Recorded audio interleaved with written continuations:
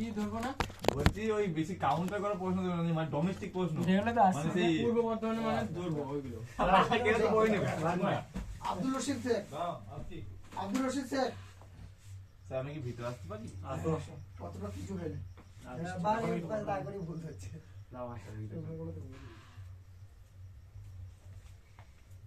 Good afternoon, good morning. Look, sorry sorry sorry হ্যাঁ, ঠিক আছে, এখানেই বল। সরি সরি সরি হ্যাঁ, এখানেই বল। দরজাটা কিলটা লাগিয়ে দিই। ঠিক আছে হ্যাঁ, তোরা হাঁটিস না, হাসু না। আমি নম্বর বলছি। আব্দুল রশিদ শেখ। স্যার আমি কি ভিতরে আসতে পারি? আসো।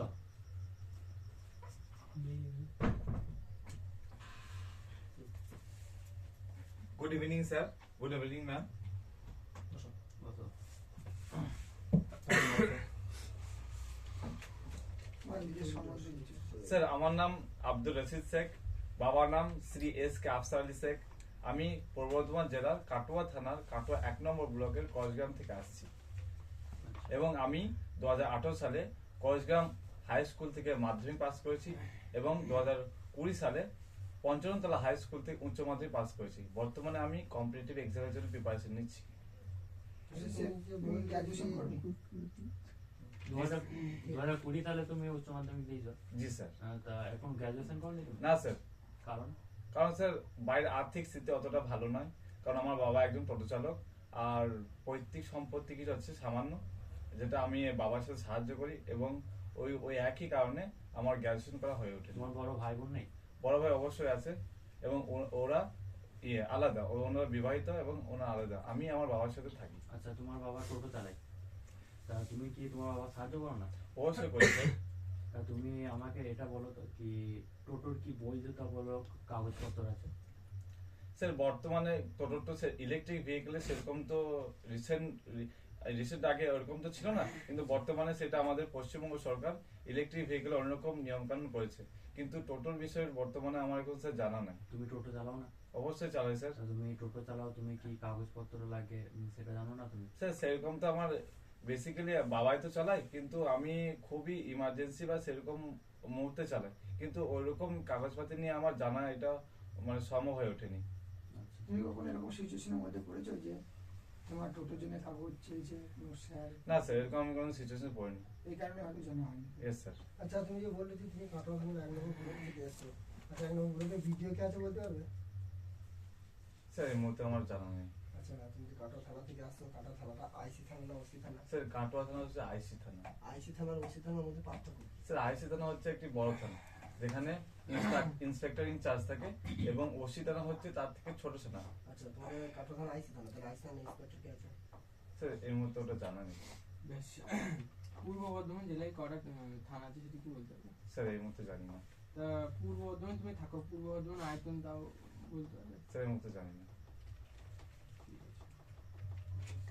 অন্য কোনো প্রশ্ন ছিল? প্রশ্ন ছিল? আচ্ছা রশিদ, ইয়েস স্যার। আপনার নামের আক্ষরিক অর্থ দিলে? স্যার আমার নামের আক্ষরিক অর্থ হচ্ছে ধর্মপ্রাণ এবং সুনির্দিষ্ট। তুমি কি ধর্ম পরিচালনা করো? না স্যার, আমি ধর্ম পরিচালনা করি, কিন্তু আমার যে ধর্মের বেসিক ইনফ্রাস্ট্রাকচার যেটা আছে সেটা আমি পালন করার চেষ্টা করি। আচ্ছা রশিদ, তুমি হয়তো পুলিশে চাকরি করছো, এরকম সময় একটা দাঙ্গা লেগে গেল, হুম। মানে সাম্প্রদায়িক রাইট, ইয়েস স্যার। তুমি বুঝতে পারছো যে সাম্প্রদায়িক রাইটটা কন্ট্রোল করতে পারছো না, সেই মুহূর্তে তুমি মানে কি করবে?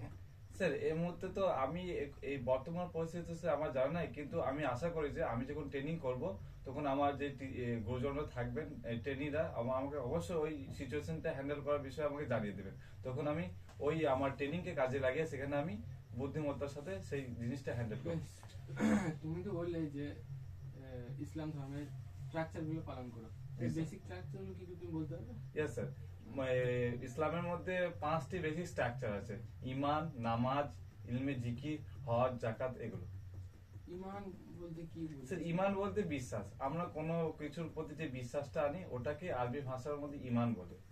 ধরো সবাই 5 ওয়াক্ত নামাজ পড়ছে, ধরো এক ওয়াক্ত বাদ দিয়ে দিল, তাহলে কি সেটা কি কোনো অসুবিধা? না স্যার, তার সেটা অবশ্যই আমাদের ধর্মমত অনুযায়ী সেটা যদি কেউ এক ওয়াক্ত নামাজ বাদ দেয়, কারণ নামাজটা একটা ফরজ মানে আইনের মধ্যে পড়ে, সেটিকে যদি বাদ দেয় তাহলে সেটা গুনাহ লেখা হবে।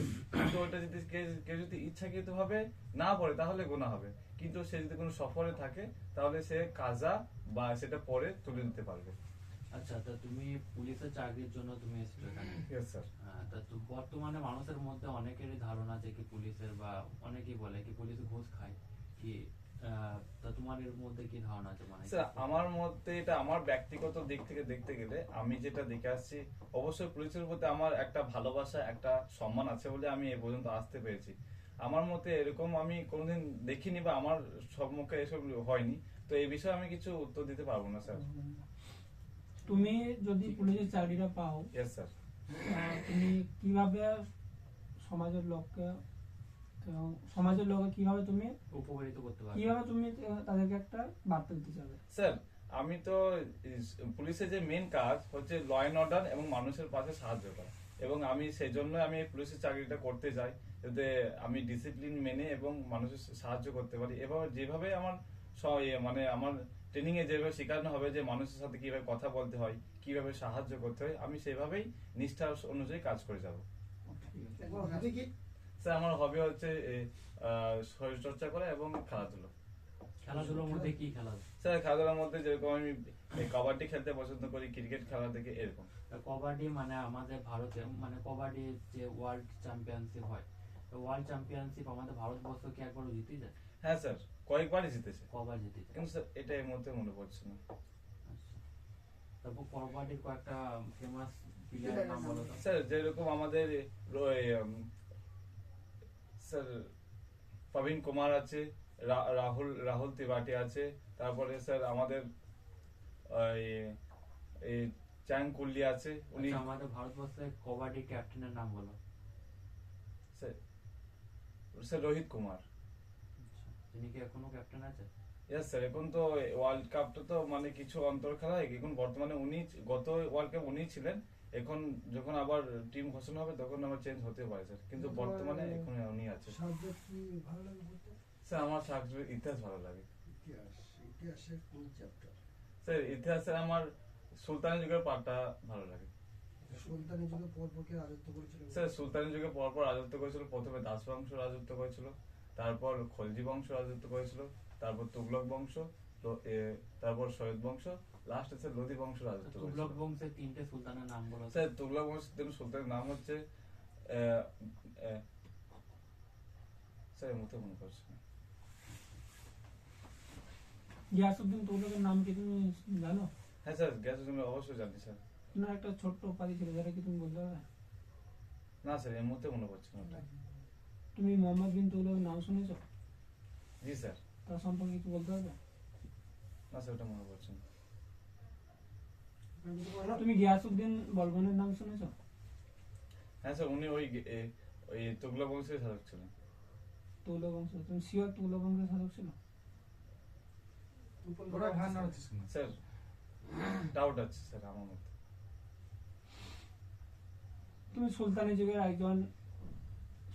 যে কোনো একটি ঐতিহাসিক বইয়ের নাম বলো তো, এবং একটা ঐতিহাসিকের নাম বলো।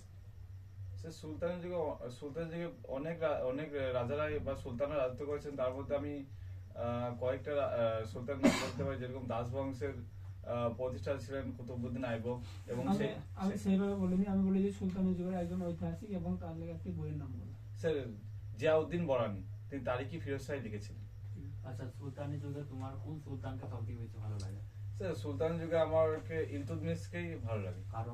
কারণ স্যার উনি প্রথমত এই সুলতান যুগের মানে প্রকৃত প্রতিষ্ঠাতা তিনি, এবং তিনি কুতুব মিনার কাজটি সম্পূর্ণ করেছিলেন, এবং তিনি 40 চক্র প্রবর্তন করেছিলেন।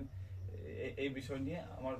আচ্ছা, তোমার যাকে ভালো লাগে সে কত বছর রাজত্ব করেছে জানো সুলতানি বংশে? হ্যাঁ স্যার। কত বছর? স্যার 1211 খ্রিস্টাব্দ থেকে 1236 খ্রিস্টাব্দ পর্যন্ত। কে? শামসুদ্দিন ইলতুৎমিশ। ইলতুৎমিশের রাজধানী কোথায় ছিল? স্যার ইলতুৎমিশ রাজধানী প্রথমে রাজবংশের রাজধানী ছিল লাহোরে, তারপর ইলতুৎমিশ সেটি দিল্লিতে স্থানান্তরিত করেন।